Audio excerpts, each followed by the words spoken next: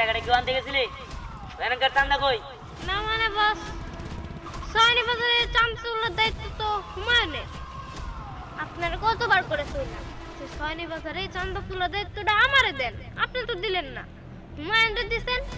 এখন হুমায়ুন যদি তুলে না দেয় তাহলে আপনি পাবেন, নাহলে কেমনে পাবেন? হ্যাঁ বস, পুরি ঠিক করাই কইছে। আমরা কতদিন হলো আপনার গ্যাংয়ে আছি, আমগুলো আপনি বিশ্বাসই করেন না, কোনো দায়িত্ব দেন না। হুমায়ুন মাত্র কয়েকদিন হলো আইছে, আপনি ওরাই বিশ্বাস করেন, সব দায়িত্ব ওরাই দেন। তোরা আমাকে চিনতে ভুল করছিস। আমি যেটা চাইতেছি সেটা তোরা বুঝোস না, আর তোদের আমি বিশ্বাস করি না সেটা ভুল। আমি তোদের বিশ্বাস করে দেখাই, তোদের কোনো জায়গায় দায়িত্ব দেই না। কোনো তো আসছে দায়িত্ব দিলে কোনো চান্দা আনতে গেলে এই বিপদ আপদ হবই। তোরা আমার কাছের লোক দেখে আমি আমার কাছেই রাখি, আরো নতুন আসছে দেখে ওরা দায়িত্ব দিয়ে দূরে রাখি, যাতে বিপদ আপদ হইলে ওই ফাঁসে, তোরা না। বস, আপনি আমাদের এত ভালোবাসেন? ভালোবাসি। শোন, তোরা এখনো বুঝতে পারিস না আমার, তোরা যখন আরো সিনিয়র হবি তখন আমার বুঝতে পারবি। হ্যাঁ বস, ঠিকই কইছেন, আমরা আসলে এখনো বুঝতে পারি। আচ্ছা হুমায়ুন কই? ওরা তো তোরা পাঠাইছিস নাকি? বস বস ইয়া বুঝি বস, এই দেন কতগুলা টাকা নেই। হ্যাঁ, এটা আছে না? এত টাকা? বস, প্রত্যেক মাসে তো 5 লাখ করে ওঠে। আরে এটা ছয়নি বাজারের টাকা না, ওই মিন্টু চৌধুরী আছে না, ওই মিন্টু চৌধুরী সামনে ইলেকশন করবো তো, তার কারণে 10 লাখ টাকা অগ্রিম দিছে আমাকে গ্যাং চালাবার জন্য। কি? মিন্টু চৌধুরী? বস কি হলো বস, আপনি 10 লাখ টাকা এনে দিলাম, মাত্র 10 লাখ টাকা না তো, নির্বাচনের সময় আর কোটি কোটি টাকা কামো। এই, তুই জানিস না বসের সামনে ওই মিন্টু চৌধুরীর নাম নেওয়া নিষেধ? এই এদিকে আয়। তুই হয়তো বা জানিস না, এটা আমার ভুল হয়েছে, তোরা না জানা না। তবে তাহলে শোন, তার নাম আমার সামনে নেওয়া নিষেধ কিসের জন্য শোন।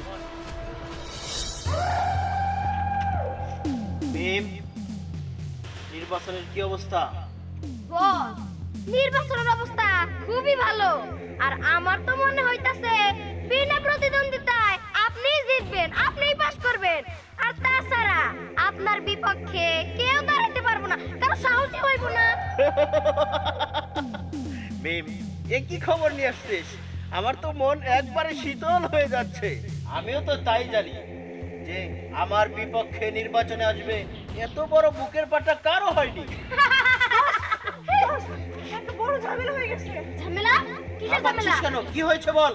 ওই যে দিহান আছে না, দিহানের বাবা যে আগে শিক্ষকতা করতো, ওই দিহানের বাবা নির্বাচনে দাঁড়াইছে, এখন এলাকার সব লোক তার ভোট নিতেছে।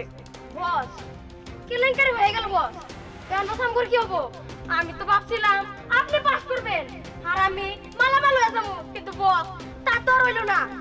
না বস, আপনি কি মনে করছেন ভালো মানুষ আমি? ভালো মানুষ না।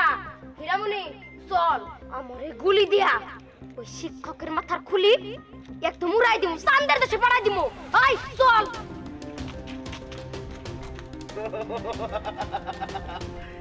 একদম আমার শিষ্যগুলো আমার মতো হয়ে উঠেছে, কিচ্ছু বলতে হয় না, আমার চোখের ভাষায় ওরা বুঝে।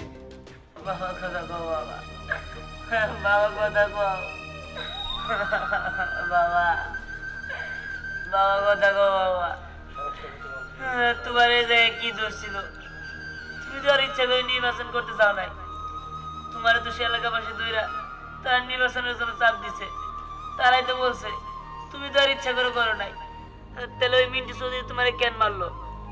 উনি বিনা প্রতিদ্বন্দ্বিতায় চেয়ারম্যান হতে চায়, তাই না? ঠিক আছে, তার চেয়ারম্যান আমি হইতাছি। সে আমার বাবারে মারছে, আমি চুপ করে থাকবো না। এর প্রতিশোধ নিব, এর প্রতিশোধ নিব।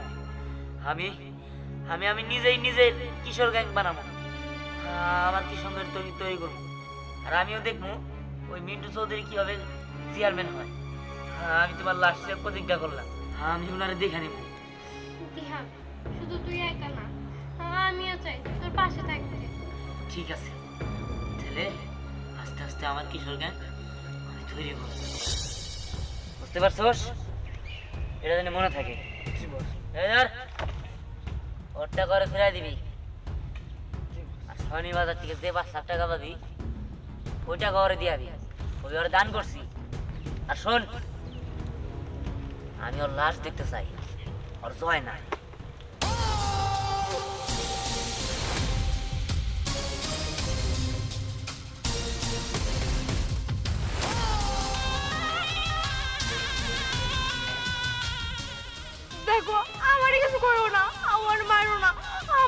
দোষ নাই, আমার ছাইরা দাও। কি রে, তোর তো ছায়া দেওয়ার জন্য নিয়ে আনছি এই জায়গায়। তোর তো ছায়া দিমু, তোরা আমার বাবার মাইরা ফেলাইছ, তোদের এত সহজের ছায়া দিমু? তোর বন্ধুকের গুলি আমার বাবার বুকে যা লাগছে, আমি তোর ছায়া দিব না তো কারে ছায়া দিব শুনি? তুই আসছিস আজরাইলের কাছে, আজরাইলের কাছ থেকে বাইসা ফিরবো এমন তো কোনো রেকর্ড নাই। দেখ উপরে যা, ভালো থাকিস। বিহার এমনি কোনো ওর সাথে কথা বলার কোনো প্রয়োজনই মনে করতেছি না আমি, শুধু শুধু টাইম ওয়েস্ট করতেছি। শুন, আরো অনেক কাজ আছে, ওদের টিমে যতগুলো লোক আছে সবাই শেষ করে দিতে হবে। এর জন্য ওর সাথে বেশি কথা বলা যাবে না। আর তাছাড়া ওর বন্দুকে থাকা গুলিটা একবার আঙ্কেলের বুকে যেয়ে লাগছে, আর তুই এখনো বইসা রয়েছিস কিভাবে আমি বুঝতে পারতেছি না। শোন, আঙ্কেল ছিলেন একজন ভালো মানুষ, সৎ মানুষ, উনি ছিলেন একজন ভালো শিক্ষক, আমাদের ভালো শিক্ষা দিতেন, কিন্তু ওদের জন্য আজকে আঙ্কেলও মারা গেছে আর আমরাও খারাপ পথে নামছি। তাহলে তো ওদের বাঁচায় রাখা যায় না। না না, আমার বাইরো না, আমার ছাইরা দাও।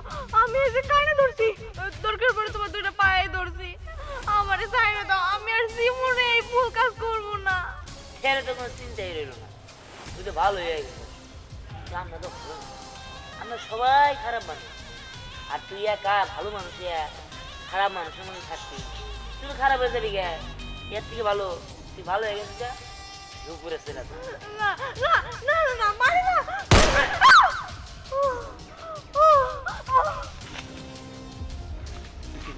এই আয়, এক এক কইরা টিমের সবাই আমি শেষ করে দিই। মিন্টু চৌধুরীর যদি আমি তার বুকের মধ্যে 6টা বুলেট না গাইছা দিতে পারছি, আমিও তাহের মাস্টার ছেলে।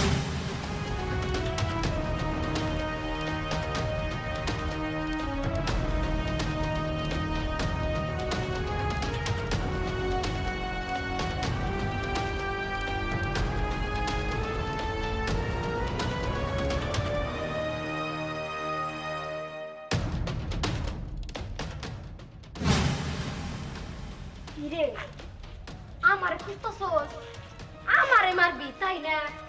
কিন্তু এত সহজে তো আমি মরবো না রে। আমি যদি মইরা যাই তাহলে তো গুন্ডা গুন্ডা খেলাটা জমবো না। শোন, আমার কথায় বাঘে গরু এক গাঁটে জল খায়, আর তুই তো কম ছাই। এই এলাকায় যত বড় বড় মাতবর আছে, নেতা আছে, সবাই আমার কথা শুনে, আমারে কেউ নিশা করে কথা কয় না। আর তুই আমারে মারতে আইছস, এত সোজা না, এত সহজে তো আমি মরবো না। তোরে মারমু, তারপর আমি মরমু। তুই কি ভাবছিস তুই সারা জীবন পাপ করে যাবি আর সবাই সেটা মুখ বুঝে সহ্য করব? শোন, তোর পাপের ঘোড়া না পূর্ণ হয়ে গেছে। এইবার তোর ওই পাপের ঘোড়ার ওজনে তুই একাই 2 বার মরবি। এই বলা না ভাই, কথা ক, আস্তে আস্তে কথা ক, তোর কথা কিন্তু বেশি জোর হইতাছে। পরে হন মাইরে আনলাম না।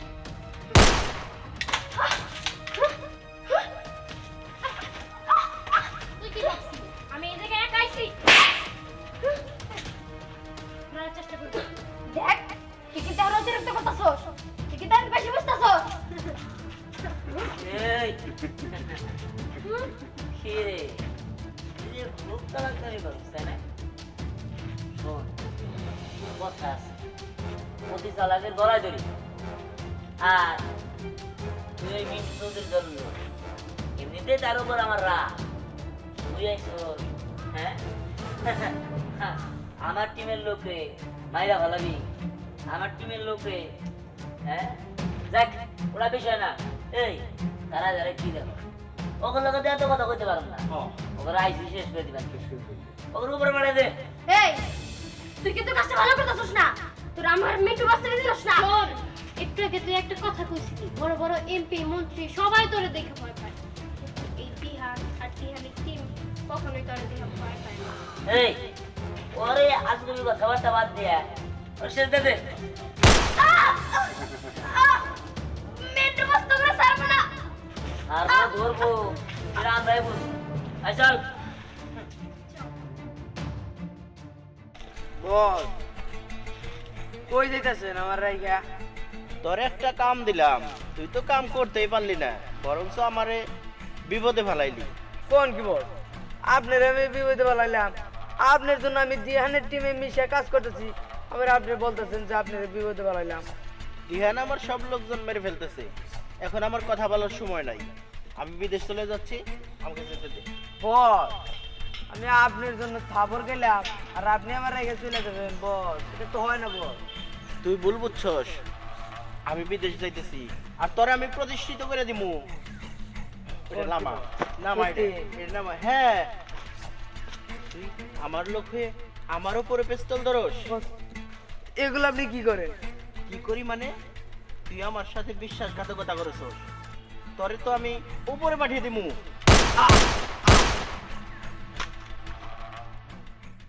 দুই দিন যাবৎ হুমায়ুনে দেখতেছি ওই মিন্টু চৌধুরী কেমনে মারা যায়, তাও আপনার বিষয় শুধু পাইলে কোথায় একদম শুট করে দিই।